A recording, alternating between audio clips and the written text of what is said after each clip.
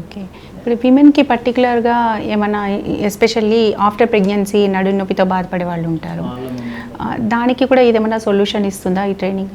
First of all again విమెన్కి ఒకవేళ post 30 years of age I mean pregnancy తర్వాత కానీ ఏ డెలివరీ అయినా సరే, నార్మల్ డెలివరీ అయినా సిజేరియన్ అయినా, నార్మల్ డెలివరీ అయితే పెల్విక్ ఫ్లోర్ మజిల్స్ కొంచెం వీక్ ఉంటాయి, దాన్ని స్ట్రెంగ్తెన్ చేసుకోవాలి.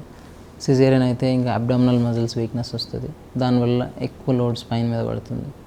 సో అట్లాంటి టైంలో పెయిన్ ఉంటే ఇమీడియట్గా టెస్ట్ అని చెప్పము, కొంచెం పెయిన్ తగ్గించుకొని ఆ తర్వాత టెస్టింగ్ చేయాలని చెప్తాం.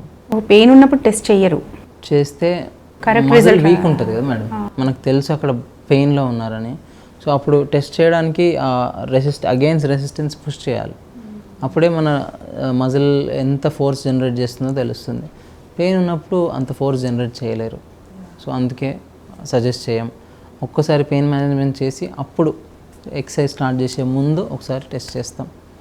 దానివల్ల మనకి ఎంత స్ట్రెంగ్త్ ఏ మజిల్స్లో ఎక్కువ ఫోకస్ చేయాలి అనే డీటెయిల్స్ మనకు తెలిసిపోతాయి అన్నమాట.